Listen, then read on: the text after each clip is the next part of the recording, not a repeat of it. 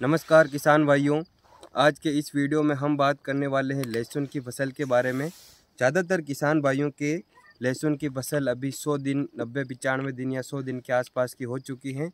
इस समय किसान निश्चिंत होकर बैठ जाता है कि अब अपना कोई काम नहीं रहा है, अपन ने अच्छी इसकी निराई गुड़ाई कर दी और अपन ने खाद वगैरह पानी सब दे दिया। 100 दिन की होने के बाद लगभग 90% किसान निश्चिंत हो जाते हैं और वो ध्यान हटा देते हैं। तो किसान भाइयों, यही वो स्टेज हैं जो अपनी पैदावार के लिए सबसे ज़्यादा संवेदनशील हैं। इसी समय अपने को ध्यान रखना है। और इतने दिन जो अपन मेहनत कर रहे थे वो तो सारी केवल इस वेजिटेटिव ग्रोथ के लिए थी। अभी अपने तना बड़ा हो गया, पत्तियाँ अच्छी हो गई, लेकिन अब जो पैसा बनाने वाले जो स्टेज हैं, जो अपने किसान के मेन इनकम हो गई, वो इसी में है। क्योंकि आप देख सकते हो, ये देखो ऊपर से कितना अच्छा पौधा है, लेकिन अभी भी यह जो अपने इसका कंद मूल है वो अभी एकदम छोटा सा है। इसकी ग्रोथ अब होगी। तो इसके लिए अपने को क्या करना है, इस वीडियो के अंदर हम अच्छे से आपको तरीके से बताऊंगा। आपको डॉक्टर ग्रीन एग्रीकल्चर चैनल को सब्सक्राइब करना है और बाकी जो भी आपके किसानों ने लहसुन उगा रखी है उन तक भी इस वीडियो को पहुंचाना है। तो किसान भाइयों, इस स्टेज पे अपने को क्या करना है कि एक दो चीज़ों का ध्यान रखना है अपने को। कि एक तो अपनी फसल अब लगभग जैसे 100 दिन की हो चुकी है, अब अपनी फसल लगभग 20 से 25 दिन तक इसी अवस्था में हरी रहनी चाहिए। जो इसके पत्तों की है ना, ये कंडीशन, इसी कंडीशन में अपने पत्ते अगर आप 20 से 25 दिन रहेंगे तो अपने इसकी फुल साइज प्राप्त होगी और अच्छे से इसका मूल का विकास होगा। तो किसान भाइयों, अब जैसे आप देख सकते हो, रात के समय टेम्परेचर कम रहता है और सुबह के समय अब अभी गर्मी पड़ रही है ज़ोरदार। अभी गर्मी की टेम्परेचर होगा 30 डिग्री सेंटीग्रेड के पास में।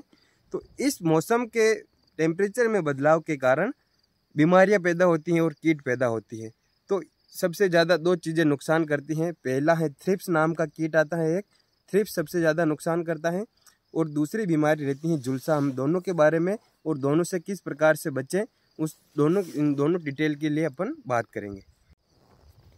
तो किसान भाइयों, थ्रिप्स नामक कीट से बचाव के लिए थ्रिप्स क्या करता है, अपने ये पत्ता है जैसे, इसके अंदर की साइज में छोटे छोटे कीट रहते हैं और वो रस चूसते रहते हैं। और जब ज़्यादा से ज़्यादा अगर थ्रिप्स का अटैक हो जाए तो उसी समय जो अगला रोग मैं बताऊंगा, झुलसा रोग, वो फफूंद भी वो संक्रामक एरिया के ऊपर जन्म लेती हैं और फफूंद से झुलसा भी वो थ्रिप्स के खेत में ज़्यादा होता है। तो थ्रिप्स से बचाव के लिए अपने को क्या करना है, जब अपनी फसल 100 दिन की हो जाए तो डेलीगेट कंपनी का ट्रेसर आता है, इसके अलावा बी-साप कंपनी का एक्सपोनस आता है। इन दोनों में से कोई भी एक चीज़ आप कीटनाशक के लिए ले लीजिए।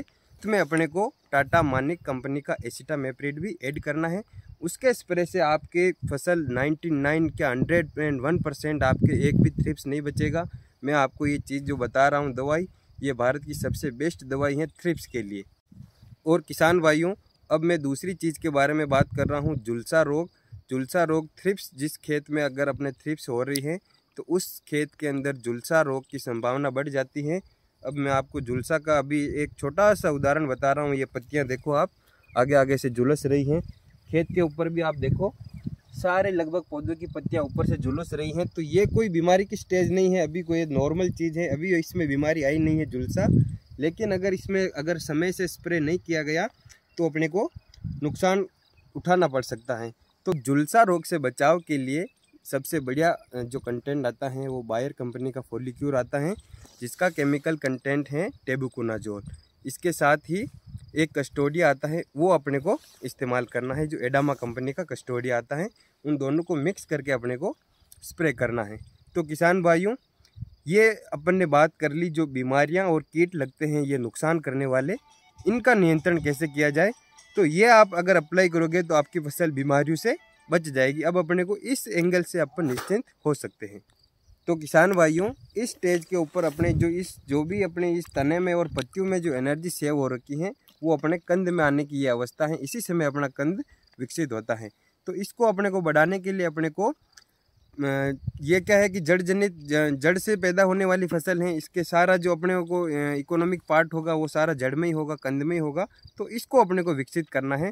तो इस समय अपने को एक तो फास्फोरस देना है और एक पोटास देना है। तो किसान भाइयों, फास्फोरस मिलता है एक तो डीएपी से।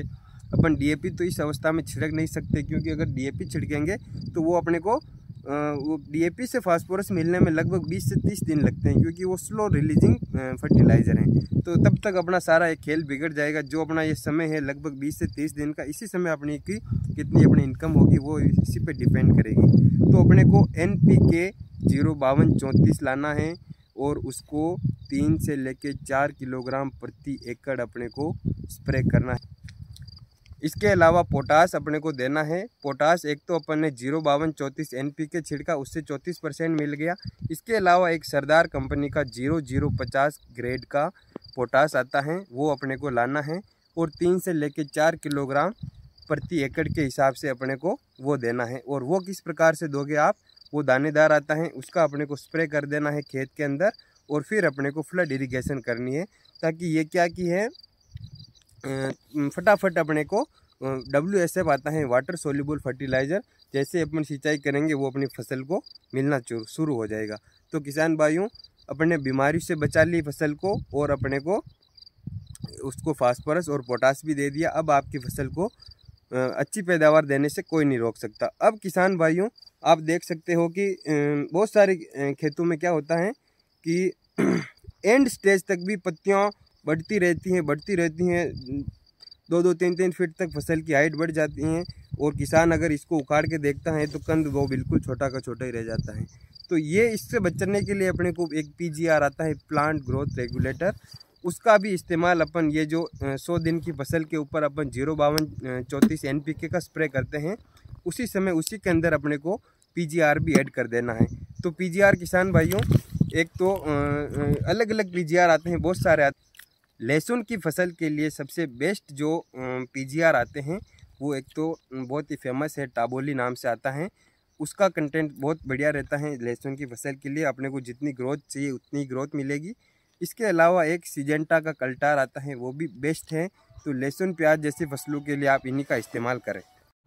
तो किसान भाइयों, बताइए कैसा लगा आपको ये वीडियो। बहुत मेहनत से बनाया गया है और काफ़ी इसके अंदर साइंटिफिक जानकारी दी गई है।